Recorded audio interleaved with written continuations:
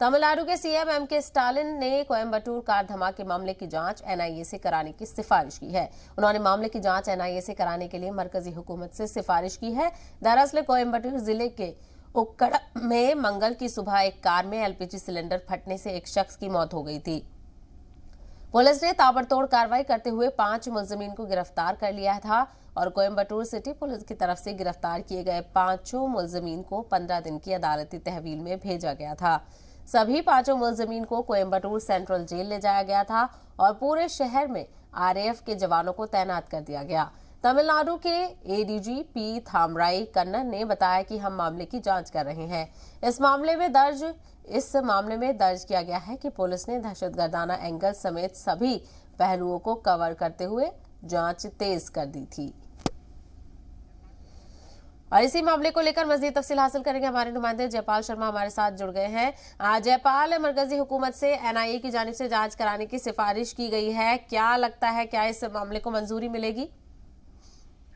जी देखिए, जैसा कि कोयम्बटूर के अंदर में रविवार को धमाका हुआ था और उसके बाद जैसे जैसे पुलिस की जांच आगे बढ़ी तो इस बात की आशंका जरूर हो गई है कि ये कोई साधारण अपराध की घटना नहीं है, बल्कि हो सकता है कि इसके तार किसी आतंकी गतिविधियों से जुड़े हुए हों। हाँ। पुलिस ने अब तक 5 लोगों को गिरफ्तार किया है और इसी जिस तरह की जो स्थिति है उसे देखते हुए आज मुख्यमंत्री एमके स्टालिन ने अपने वरिष्ठ अधिकारियों के साथ एक बैठक की आज, और उसके बाद पूरे राज्य के अंदर में सुरक्षा के प्रबंध और साथ के साथ उन्होंने इस मामले को एनआईए को सौंपने की सिफारिश की है। तो अगर इस पूरे मामले को देखें तो 3 दिनों के अंदर जिस तरह घटना है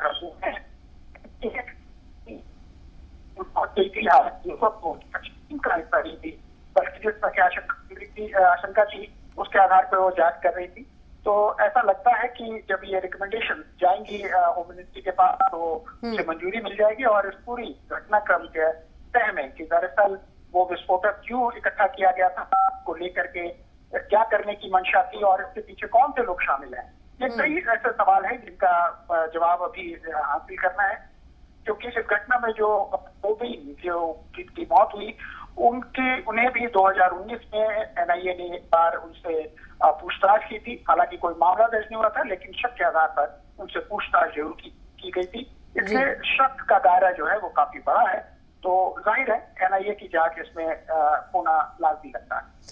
बिल्कुल, और इस मामले को जिस तरीके से टेररिस्ट एंगल के साथ देखा जा रहा है, 5 लोगों की गिरफ्तारी भी हुई है, उनको तहवील में भी भेजा गया, क्या उनकी जांच से पूछताछ से कुछ आगे की कार्रवाई हुई है अभी तक जयपाल?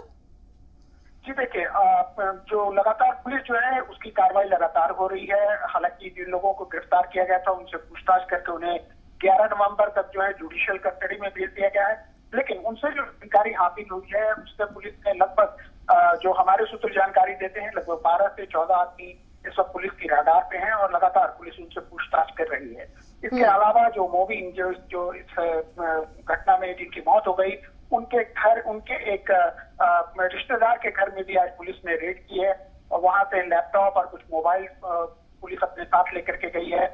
तो और इसके साथ ही इस वक्त शहर के अंदर में ऐसे पूरे इस तरह से कहें कि छानबीन चल रही है, खास करके तो लावारिस गाड़ियां हैं उन गाड़ियों को भी लेकर के पुलिस की ने आज तफ्तीश की है। 4 ऐसी कारों को जब्त किया गया है जिनको किसी ने क्लेम नहीं किया है।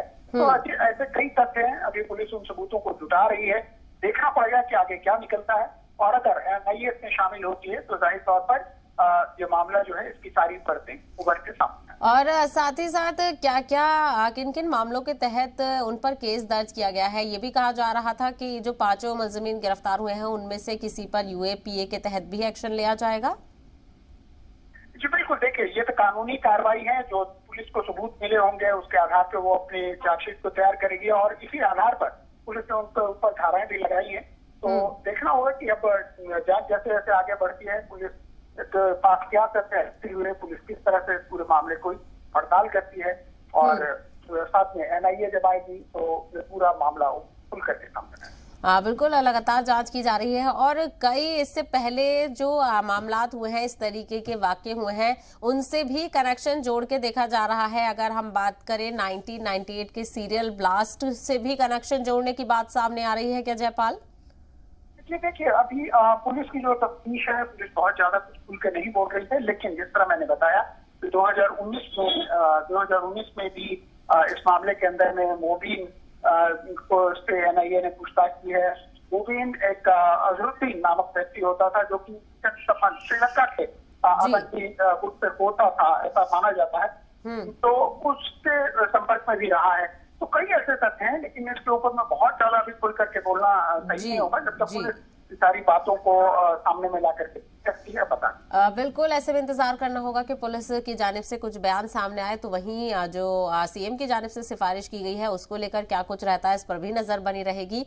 साथ ही साथ आपको बताते चले कि लगातार पुलिस इस मामले में कार्रवाई कर रही है। जयपाल, तफसीली बातचीत के लिए आपका बेहद शुक्रिया।